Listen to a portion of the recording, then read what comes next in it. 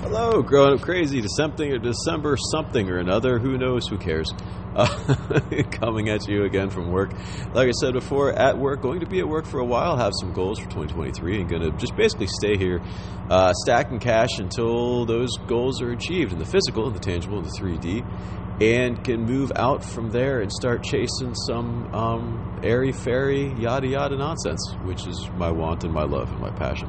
But right now, firmly grounded in the 3D, firmly playing the game and pretending like I care. And I got everybody fooled. I'm joking. But having fun and having a really good time doing it. Although the perpetual sound of the generator, although I've blocked that out, unfortunately you cannot because you're listening to this right now. But another grown-up crazy story flashed across my mind. This actually isn't any real spiritual experience, although I do feel like it aids in the whole gestalt of the growing up crazy, and probably a necessary experience to have as many times as you possibly can throughout your life. I remember I started school in the second grade, and that was to a private Christian school because Baptists love money above all else, and Southern Baptists love money above all else. Usually, I mean, every once in a while you find a church that really is spirit-filled, but for the most part, I found the Southern Baptist tradition to be a lot more about the suit and tie affair, and they like cash. So there was a church around the corner from where I grew up, and they had a little private academy is what they call it. Really, it was just rooms in the church that they sublet to underpaid teachers for a little extra cash on the sly.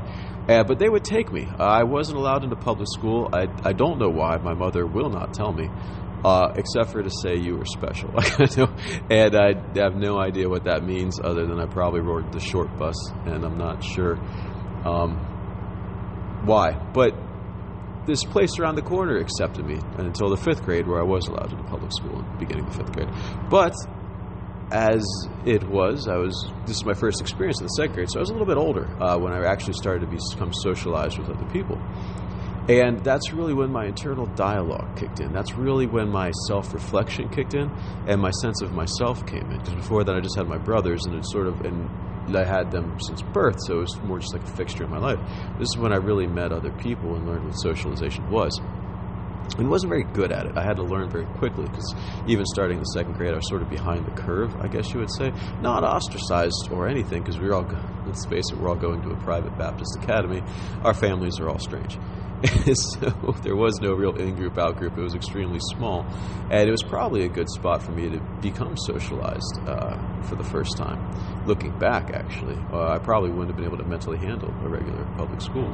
Anyway, that's neither here nor there, but that's when I first developed my sense of self-reflection, I guess my ego, or learning how to try to evaluate myself through the perceived eyes of what it might be in another. And I've since come to realize that crazy is spending your life thinking about what other people are thinking when thinking about you. Let me repeat that.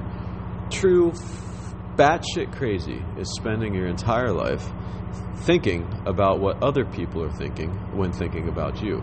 And the true funny part about this is nobody's ever thinking about you. They're actually thinking about themselves and thinking how you see them. When they're thinking about you, they're trying to imagine how you see them. So everybody's doing this little nonsense masturbatory game in their own mind. And I was no different. I was in 2nd grade. I was like, oh, what this person thinks about and stuff. And I would actually use the shower as my planning time for when I would try to decide what I'd done that day, how it was perceived, and what I would change or improve or repeat, the following day.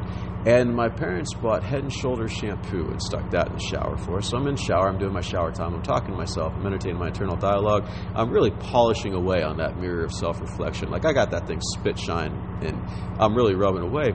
And in the process of talking to myself, I got Head & Shoulders in my eye, and it stung like a son of a bitch. It stung and it hurt bad, and the pain just was that searing pains right in the eyeball, and just that moment of flashing pain, and it stopped all internal dialogue.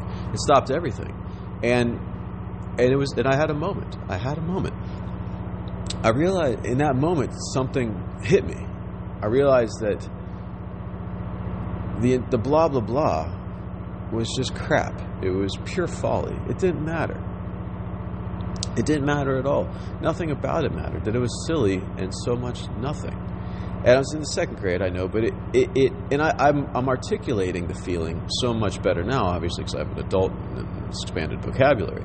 But at the time, this is what it was. It was a sense, I was like, that it was all so much nothing that I was wasting my time doing. I realized, I was like, oh my God, I've spent this whole hour doing this. And what a silly bit of nonsense. Who cares? Who cares? Who gives a royal F? But I didn't know the F word back then, but who gives a royal F? And I realized I had a moment. I realized that it was an important moment, and it was something that I had to solidify with action. And I think this actually is important as well, because I think that in order to make an insight perpetual, to real, to really grounded in the physical, it needs to be accompanied with action. It needs to. And I jumped out of the shower, and I tried myself off as quickly as possible. I put on my clothes, and I went into the garage, and I got on my bicycle. And I started riding up and down the street, yelling, "I don't care."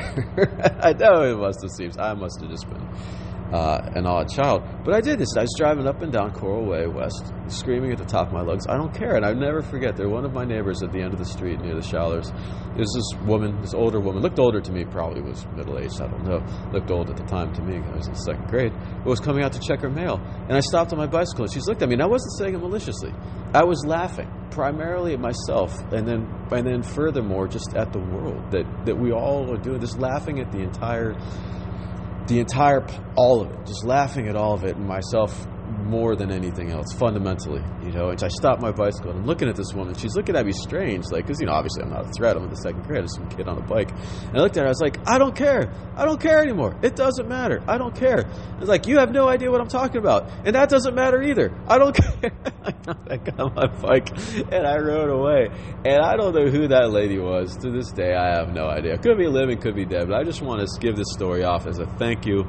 An interminable thank you, an undying gratitude that I have for rando lady at the end of Coral Way West, who entertained for a brief moment a small kid on his bike talking nonsense. Because they really did provide a pivotal turning point, and I really learned to embrace that sensation, and repeat it and live by it and make it words to live by. And still to this day, when I'm walking in the woods, I will still to this day get involved in the mirror and self-reflection. My internal dialogue will be kicking out, and still to this day, a moment will hit me, or I'll suddenly go quiet, and I'll look out at just the beauty of everything that I'm missing by shining a pointless mirror, and just start laughing at the folly of all of it, and just start laughing uproariously and loving every minute of it. So, to random lady, thank you. Growing up crazy. Much love, everybody. Talk to you later. Cheers. Week 7 of a 12-week stint, and then probably another 9 more week stint after that to follow. So cheer me on, wish me well. I wish you well. I cheer you on, and I love you all. Ciao.